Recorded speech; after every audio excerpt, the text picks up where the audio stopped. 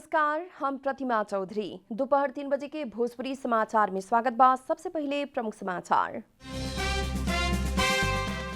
एमाले के जेठ 2 गते पहले के अवस्था में लौटावे में अध्यक्ष केपी शर्मा ओली सहमत। कार्यदल मार्फत विवाद ओरावल जाई। नेपाल एयरलाइंस के वाइड बॉडी जहाज आज बेइजिंग जा रहल। ऑक्सीजन सिलेंडर लगात के चिकित्सा सामग्री लियावल जाई। ललितपुर में रातो मछिन्द्रनाथ के रथ यात्रा आज हो रहल। कोरोना महामारी के कारण इस साल सांकेतिक रथ यात्रा मापे होखी। इजरायली सेना और पैलेस्टीनी बीच के हिंसात्मक भिड़ंत जारी। अंतर्राष्ट्रीय समुदाय द्वारा तनाव कम करेला दोनों पक्ष संगे अपील। नेपाल सुपर लीग एनएसएल के उपाधि खातिर आज काठमांडू रेंजर्स और धनगढ़ी एफसी के बीच भिड़ंत हो रहल।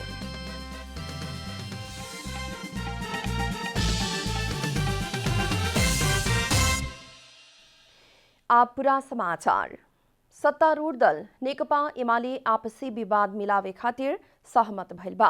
पार्टी अध्यक्ष एवं प्रधानमंत्री केपी शर्मा ओली पार्टी के 2075 साल जेठ 2 गते अर्थात माओवादी केंद्र संगे पार्टी एकता करे से पहले के अवस्था में लौटावेला सहमत भइला बाद एमाले विवाद किनारा लागे के देखल गेल बा।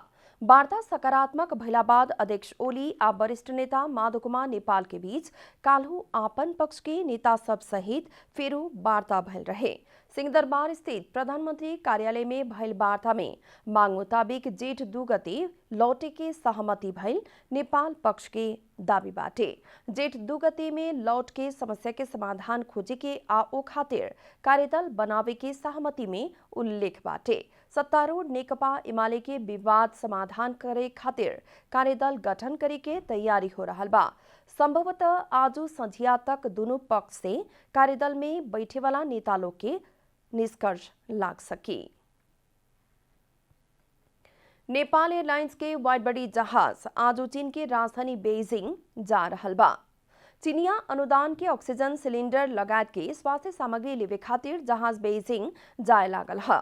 नेपाल एयरलाइंस के महाप्रबंधक डीम प्रकाश पौडेल के मुताबिक जहाज आज संझिया बेइजिंग प्रस्थान करी। ई जहाज कमती में 400 थान सिलेंडर लगात के अन्य चिकित्सा सामग्री नेपाल ले आई। इससे पहले बीतल वैशाख 27 गते पहिल का बार स्वास्थ्य सामग्री लियावे खातिर जहाज बेइजिंग गल रहे।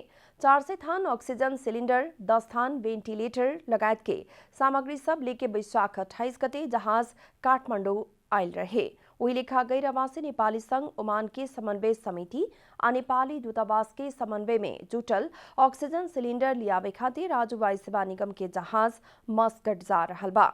600 गो ऑक्सीजन सिलेंडर लेवे खातिर जहाज मस्कट जा रहल बा।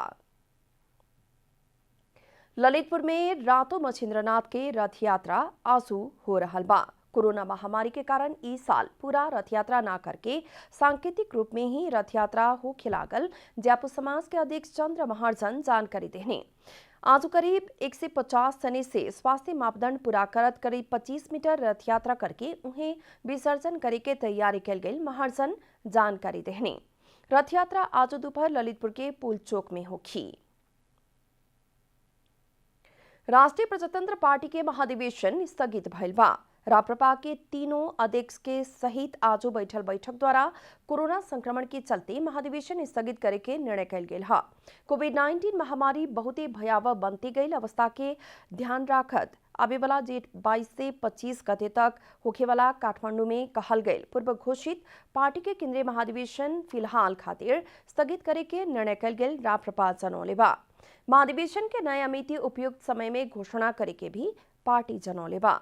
बैठक द्वारा नागरिक के जीवन रक्षा खातिर राज्य के संपूर्ण सामर्थ्य प्रयोग करेला भी सरकार संगे मांग कल गेल बा। नेपाली कांग्रेस के उपसभापति विजय कुमार गच्छदार के पत्नी निर्मला के कोरोना संक्रमण से निधन भइल बा।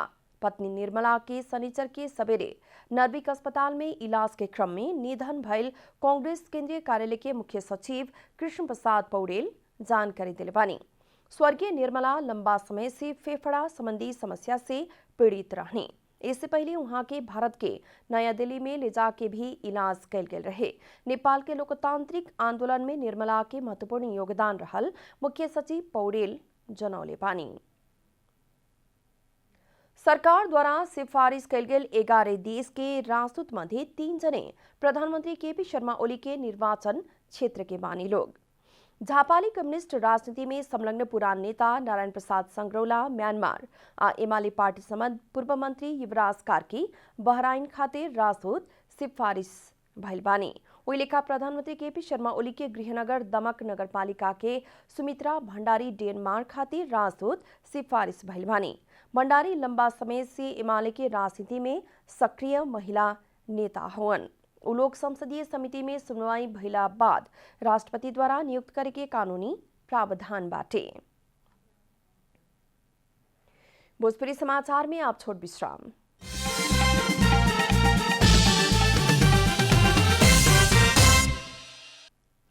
भोजपुरी समाचार में आप बाकी समाचार। नवनियुक्त अर्थमंत्री विष्णु पौडेल वैकल्पिक सरकार निर्माण के प्रयास के वर्तमान सरकार द्वारा निष्फल कैल बतौले बानी। संविधान के धारा 76 के उपधारा 3 बमोजिम सरकार गठन के बाद प्रधानमंत्री केपी शर्मा ओली नेतृत्व के सरकार विस्थापित करेला कम्युनिस्ट पार्टी में विग्रह सृजना करे के आ ओकरे जग में वैकल्पिक सरकार निर्माण करे के कोशिश विफल भइल बतौले बानी।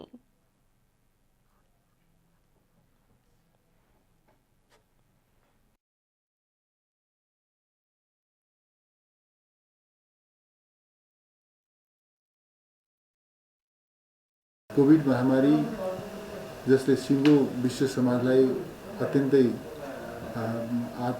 प्रताडित गरिरहेको छ। यसका विरुद्धको हाम्रा प्रयासहरूलाई हामीले सघन बनाउनु पर्ने, प्रभावकारी बनाउनु पर्ने त्यो जिम्मेवारी हाम्रो काँधमा छ। हामीले हाम्रो सम्पूर्ण शक्ति, स्रोत, साधन र सामर्थ्यलाई परिचालित गरेर कोभिड विरुद्धको हाम्रो लडाइँलाई प्रभावकारी बनाउँछौँ। हामी त्यसमा केन्द्रित हुन्छौँ।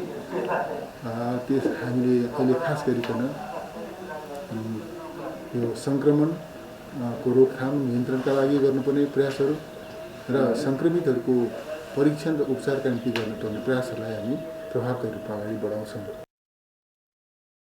कोविड-19 के सामना करे किसिम से आवे वाला बरिस के बजेट लियावे के भी बतौले बानी। नेकपा एमाले के नेता भीम रावल देश के राजनीति के दिशा परिवर्तन करे ना सकल बतौले बानी।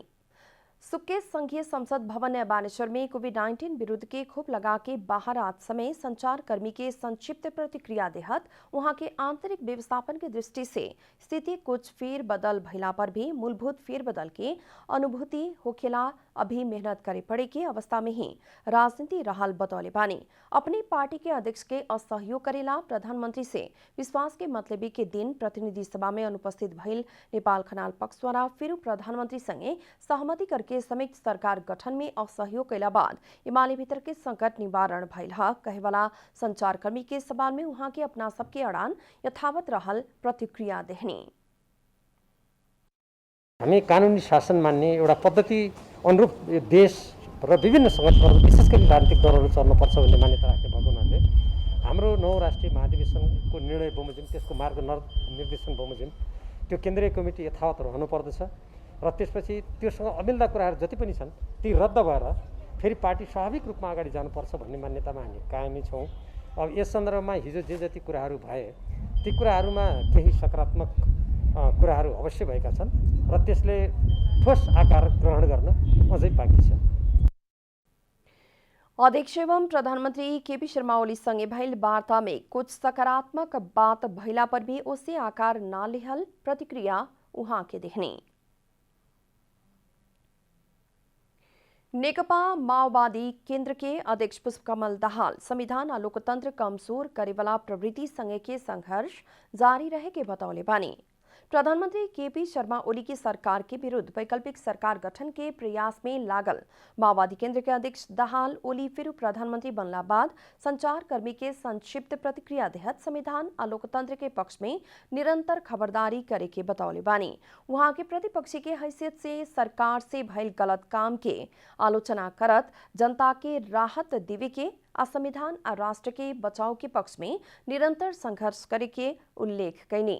सरकार गठन में नेकपा एमाले के नेपाल खनाल समूह से धोखा भइल ह कहवाला जिज्ञासा में उहाँ के अभिये धोखा भइल कह के टिप्पणी करे के ना चाहल प्रतिक्रिया देहनी। पहिले नै धोका दिनुभयो भन्ने शब्द बढी हुन्छ भन्ने लागेको छ। म आशा गर्छु कि उहाँहरू सत्यको पक्षमा, लोकतन्त्रको पक्षमा, संविधानको पक्षमा उहाँहरू सङ्घर्ष अगाडि बढाउनुहुन्छ र हाम्रो एक ठाउँमा फेरि पनि भेट हुन्छ भन्ने म ठान्छु। अध्यक्ष दाहाल असंवैधानिक ढंग से होखेवाला निर्वाचन के विरोध करे के बतौले बानी। अब आर्थिक समाचार।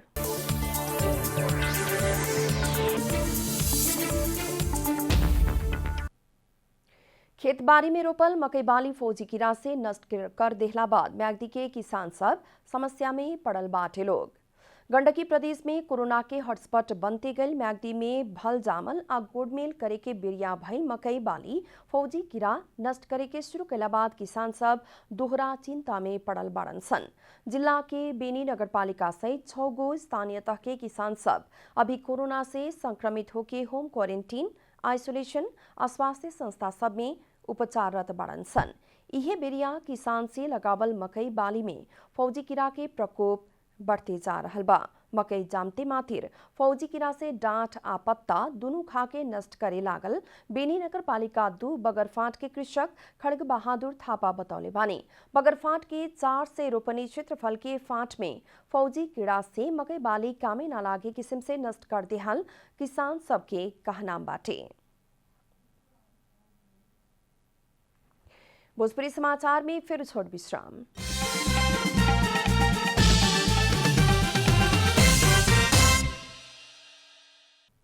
अब खेलकूद समाचार।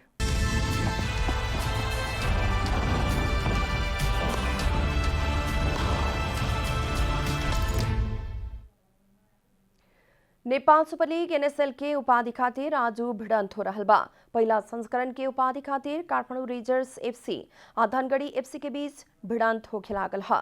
काठमांडू के त्रिपुरेश्वर स्थित दशरथ रंगशाला में होखेवाला खेल आज संझिया 5:30 बजे से शुरू होगी। प्रतियोगिता के फाइनल से पहले दोनों टीम के कप्तान और प्रशिक्षक उपाधि जीते के योजना के साथ मैदान में उतरे के बता चुकल बाड़न सन। दोनों टोली प्रतियोगिता में तेसरका बार भिड़े लागल है। इससे पहले लीग चरण आ पहिलका प्लेऑफ में भिड़ल दोनों टोली फाइनल में भी भिड़े के पक्का पक्की भइल बा। दोनों भेंट में काठमांडू धनगढ़ी संगे हारल रहे।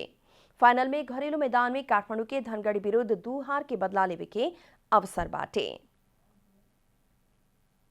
अंत में प्रमुख समाचार फिर एक बेर। एमाले के जेठ 2 गते पहले की अवस्था में लौटावे में अध्यक्ष केपी शर्मा ओली सहमत। कार्यदल मार्फत विवाद उड़ावल जाए। नेपाल एयरलाइंस के वाइबड़ी जहाज आज बेजिंग जा रहल ऑक्सीजन सिलेंडर लगात के चिकित्सा सामग्री लियावल जाए।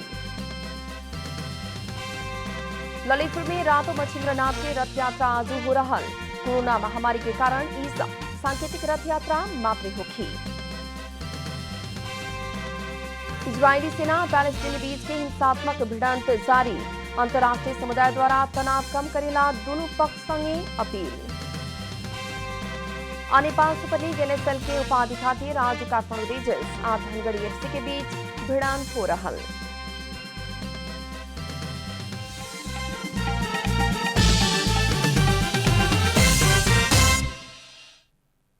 भोजपुरी समाचार अभी खातिर इतना ही। जनता द्वारा जनता खातिर प्रसारित जनता टेलीविजन के कार्यक्रम सब अपने यूट्यूब, ट्विटर, फेसबुक हमने की वेबसाइट जनतासमाचार.com में भी पढ़ आ देख सकतानी लोग।